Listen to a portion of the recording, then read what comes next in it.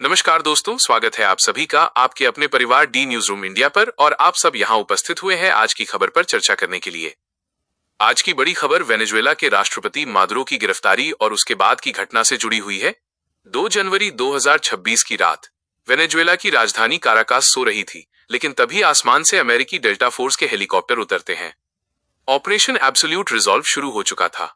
कुछ ही घंटों में वेनेजुएला के राष्ट्रपति निकोलस मादुरो अपनी पत्नी के साथ गिरफ्तार होकर न्यूयॉर्क की एक काल कोठरी में पहुंच जाता है। कल यानी 5 जनवरी को मादुरो न्यूयॉर्क की फेडरल कोर्ट में पेश हुए। लंगड़ाते हुए कदम, चेहरे पर हैरानी और शब्द थे। मैं राष्ट्रपति हूं, मुझे अगवा किया गया है। लेकिन अमेरिका का जवाब साफ था। अब आप एक राष्ट्रपति नहीं, एक अपराधी हैं। क्या ये सिर्फ नार्को टेररिज्म के खिलाफ कार्रवाई है या फिर तेल की दुनिया पर कब्जा करने का सबसे बड़ा मास्टर स्ट्रोक? अमेरिकी राष्ट्रपति डोनाल्ड ट्रंप ने खुलासा किया कि यह ऑपरेशन किसी हॉलीवुड फिल्म जैसा था। 150 से ज्यादा एयरक्राफ्ट्स ने इस मिशन में हिस्सा लिया। मादुरो के किले जैसे दिखने वाले घर को भेदने के लिए अमेरिका ने महीनों पहले उसकी एक डमी बनाकर प्रैक्टिस की थी। धमाकों के बीच मादुरो और उनकी पत्नी सीलिया फ्लोर्स ने एक सेफ रूम में छिपने की कोशिश की, लेकिन डेल्टा फोर्स ने उन्हें दबोच लिया। उन्हें फॉरेन नेवी के युद्धपोत यूएसएस इवो जीमा पर ले जाया गया। आज वे न्यूयॉर्क की जेल में हैं और उन पर ड्रग तस्करी और नार्को टेररिज्म के आरोप लगे हैं। लेकिन सवाल यह है कि क्या किसी संप्रभु देश सोवरेन स्टेट के नेता को इस तरह उठाना अंतर्राष्ट्रीय कानून का उल्लंघन नहीं है?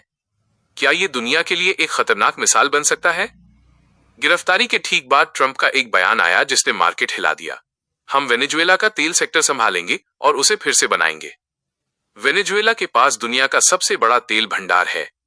सालों से ये भंडार मादुरो के पास थे, लेकिन प्रोडक्शन जीरो था। अमेरिका अब शेवरॉन जैसी कंपनियों के जरिए वहां फिर से तेल निकालना चाहता है। इसका नतीजा ये होगा कि ग्लोबल मार्केट में तेल की बाढ़ आ सकती है। WTI क्रूड पहले ही $57 प्रति बैरल तक गिर चुका है।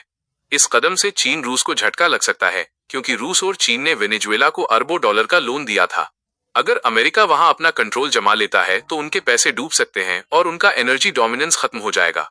अब सवाल यह है कि क्या अमेरिका वास्तव में लोकतंत्र लाना चाहता है या फिर डॉलर को बचाने के लिए वेनेजुएला के तेल कुओं पर कब्जा करना ही उसका असली मकसद था। इस घटना ने दुनिया को 2 गुटों में बांट दिया है। चीन और रूस ने इसे काउबॉय बिहेवियर करार दिया है। चीन के विदेश मंत्री वांग यी ने इसे अंतर्राष्ट्रीय कानून की हत्या बताया है। वहीं फ्रांस ने भी अमेरिका की कड़ी आलोचना की है। सबसे बड़ा खतरा यह है कि रूस अब लैटिन अमेरिका में अपनी हाइब्रिड वॉरफेयर तेज कर सकता है। अगर चीन ने अपनी इकोनॉमिक पावर का इस्तेमाल किया तो एक नया ग्लोबल ट्रेड वॉर शुरू हो सकता है। अब आते हैं भारत पर। भारत के लिए ये न्यूज किसी लॉटरी से कम नहीं हो सकती, लेकिन कुछ रिस्क भी हैं। भारत की सरकारी कंपनी ONGC का करीब $1 बिलियन 8,000 करोड़ रुपए से ज्यादा वेनेजुएला में फंसा हुआ है। अमेरिका के आने से ये पैसा वापस मिल सकता है। भारतीय रिफाइनरियां वेनेजुएला के भारी तेल को रिफाइन करने में एक्सपर्ट हैं। अगर सप्लाई शुरू हुई तो भारत को रशियन तेल की जगह एक और सस्ता विकल्प मिल जाएगा। भारत ने अभी तक न्यूट्रल स्टैंड रखा है, लेकिन ब्रिक्स का मेंबर होने के नाते भारत पर रूस चीन का दबाव होगा कि वो अमेरिका की इस कार्रवाई की निंदा करे। इस घटना के बाद भारत दुविधा में फंस गया। अब भारत के लिए सवाल यह है कि क्या भारत को अपने आर्थिक फायदे के लिए अमेरिका का साथ देना चाहिए या फिर रणनीतिक स्वायत्तता दिखाते हुए रूस चीन के साथ खड़ा होना चाहिए। 6 जनवरी 2026 आज दुनिया एक नए मोड़ पर है। मादुरो का युग खत्म हो रहा है, लेकिन वेनेजुएला का भविष्य धुंधला है। क्या अमेरिका वहां शांति ला पाएगा या ये एक और इराक या लीबिया जैसी अराजकता में बदल जाएगा? अगले 72 घंटे में UN में क्या होता है और चीन क्या कदम उठाता है, इस पर पूरी दुनिया की नजर है। इस घटनाक्रम के ऊपर आप क्या सोचते हैं? क्या मादुरो को हटाना वेनेजुएला के लोगों के लिए सही है या ये अमेरिका की दादागिरी है? अपने विचार कमेंट्स में बताएं।